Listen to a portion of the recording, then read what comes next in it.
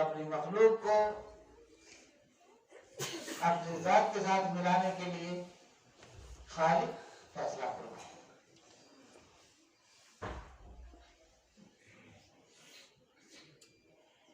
अल्लाह रब्बुल आलमीन ने कुरान पाक की ग़िज़ा के जरिए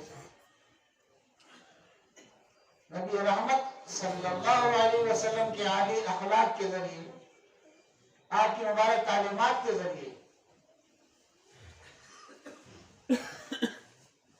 मखलूक को खालिक से मिलाया, भटके उनको राह दिखलाई।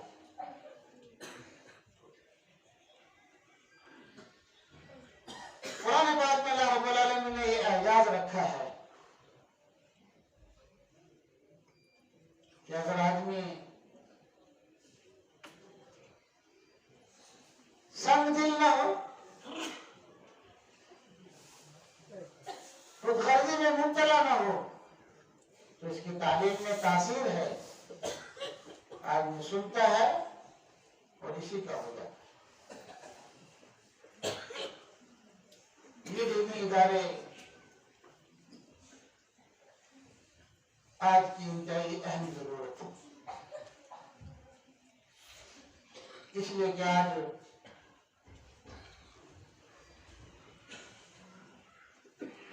गफलत का पर्दा बढ़ता चला जा रहा है, मादियत के सलाम में आदमी अल्लाह से करता चला जा रहा है। आज इसकी बहुत ज्यादा जरूरत है कि बस्ती बस्ती पुरानी मकादिम हो और फिर कुछ बस्तियों के बाद इन मकादिम से दो कदम आगे एक मदरसा हो, जिसमें ये नई नस्ल के बच्चे उलूम इस्लामिया हासिल कर सके। एक मौके पर फरमाया नबी रहमत सल्लल्लाहु अलैहि वसल्लम ने,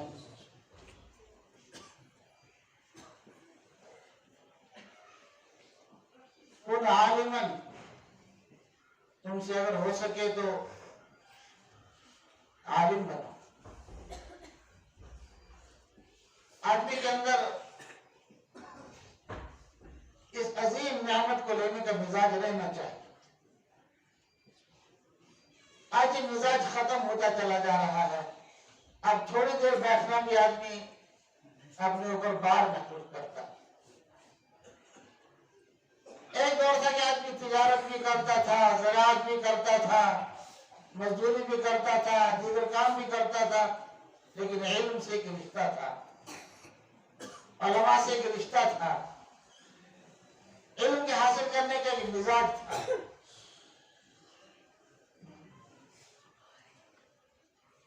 आप सारे काम रज़ियल्लाहु ताला अलैहि के वाक़ियात पढ़ेंगे तो हैरान रह जाएंगे। एक एक हदीस के लिए 100 मील का सफर किया, एक एक हदीस लेने के।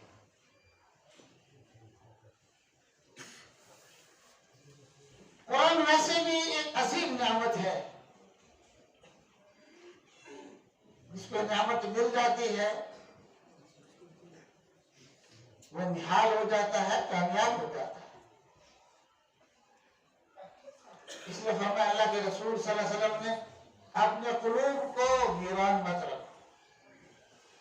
जैसे वीरान घर होता है, कोई बंजर जमीन होती है, कोई गैर आबाद बस्ती होती है, खंडरात, हमें अपने दिल को वीरान मत बना। दिल की आबादी क्या है? अल्लाह की याद,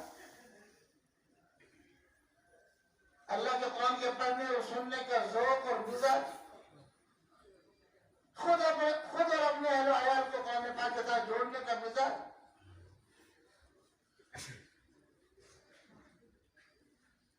तो फरमाया रसूल रहमत सल्लल्लाहु अलैहि वसल्लम ने, कुन आलिमन, मौका मिले तुम्हारे पास वक्त और गुंजाइश हो तो आलिम बनो।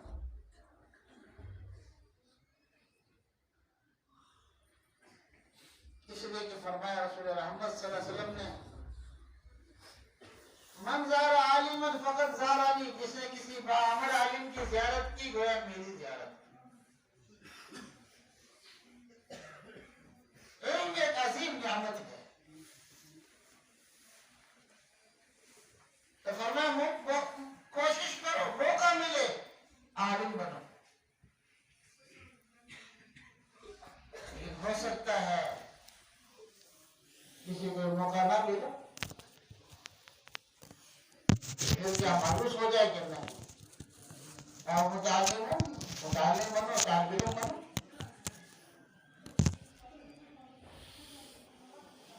मुसलमान को तो तालीम दी गई है कि मां की झोली से कब्र के गहवारे तक इल्म के हासिल करने में शर्म नहीं करती।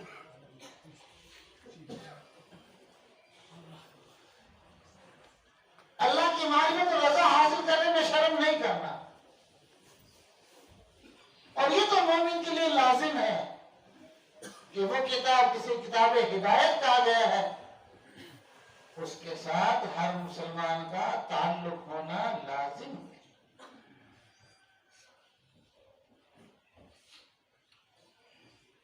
हर मुस्लिम का हाफिज होना जरूरी नहीं, लेकिन हर मुस्लिम का कुरान खान होना जरूरी है। हर मोमिना का आलिम होना जरूरी नहीं, लेकिन हर मुस्लिमा मोमिना का कुरान खान होना जरूरी है। आप जरा देखें, सर के बाल से पैर के नाखून तक अल्लाह ने हम सबको खरबों की बराबरी दे दी। कोई बेचारा फीस कुछ। ये हमारी जबान है, ये बोलती है। दिमाग में जो जितनी जबानें फीड हैं, जबान बोलती है। उर्दू बोलेगी, पंजाबी बोलेगी, गोजरी बोलेगी, पहाड़ी बोलेगी, कश्मीरी बोलेगी, फारसी बोलेगी, अरबी बोलेगी, अंग्रेजी बोलेगी। कोई बटन दबाना पड़ता है कुछ। फिर खाली बोलती नहीं है, जायका भी बदलाती है। मीठे का जायका बदलाएगी, नून चाय बन रही है तो किससे पता चलता है नमक कम है या ज्यादा? लेप्टन चाय बन रही है, किससे पता चलता है? इसी से। चीज खट्टी है या मीठी किससे पता चलता है? इसी से। ये तो खाली गोश्त का एक टुकड़ा ही तो है। तो कितने अजीम रब है, इसके साथ ये साथ में जोड़ दिया ताकि पता चले ताजा है, ठीक है या नहीं है, खुशबू है या बदबू है। अगर अल्लाह इधर रख देते तो रोटी सब्जी इधर लगा, इधर जाकर इधर दिखानी पड़ती, ठीक है कि नहीं? तो सर के बालों से पैर के नाखून तक ये खरबों की बराबरी अल्लाह पाक ने दे दी है।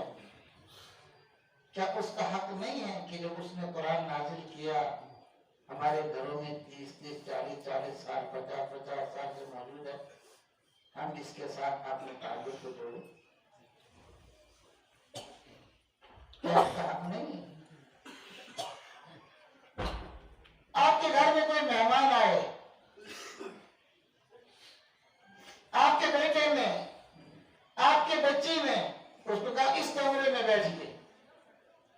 कितनी देर बैठेगा? 10 मिनट, आधा घंटा। अगर उसको पता चला कि आप उस कमरे में हैं और मुझसे मिलना नहीं चाहते हैं, ठहरेगा आपके घर में? आपके घर को छोड़ के चला जाए। 500 मिनट खोजेरी है, कुछ हजत कमर सुना, दोबारा आपके घर में आएगा? बिल्कुल नहीं आएगा, बल्कि एहतजाज दर्ज कराएगा कि बदअखलाक आदमी है, मुझे इस कमरे में बैठा दिया, खुद ऊपर बैठा रहा। क्या ख्याल है आपका? 30-30 साल से, 40 साल से कुरान पाक हमारे घरों में मौजूद है और हमसे बात नहीं कर रहा, हम उससे नहीं पूछते क्या है।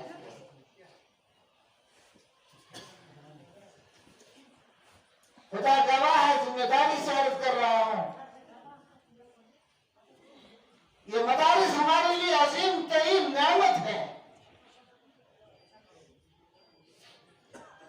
कुछ एक ही जगह दस्तयाब हो रहा है, सही पढ़ना भी, सही समझना भी,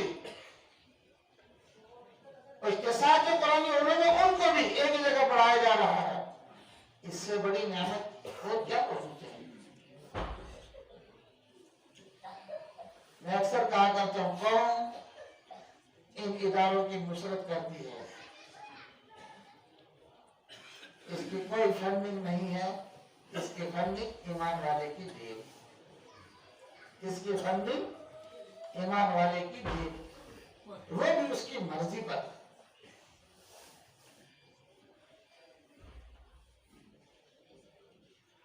ईमान वाला अपना पैसा देता है, लेकिन इदारे उनको अफराद बनाकर पेश करते हैं,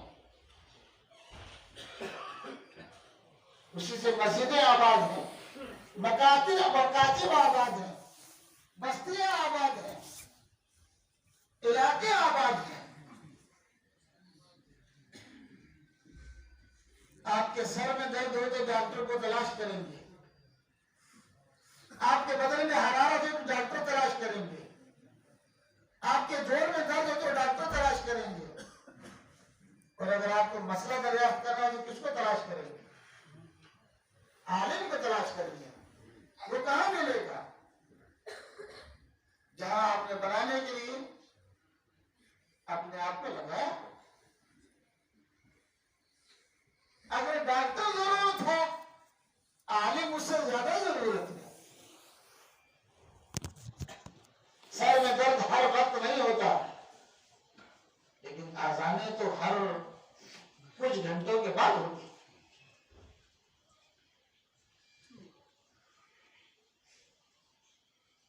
इन उलमा की, इन हुफ्फाज की, इन इदारों की जरूरत है, और ये इंतहाई जरूरत है।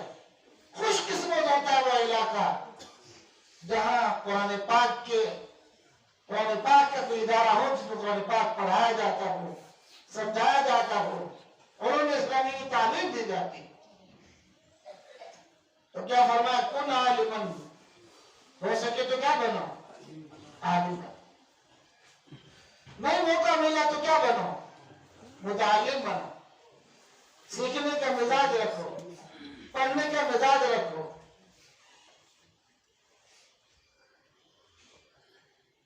और अगर ऐसा नहीं किया तो कुरान पाक कैसे पढ़ेगा?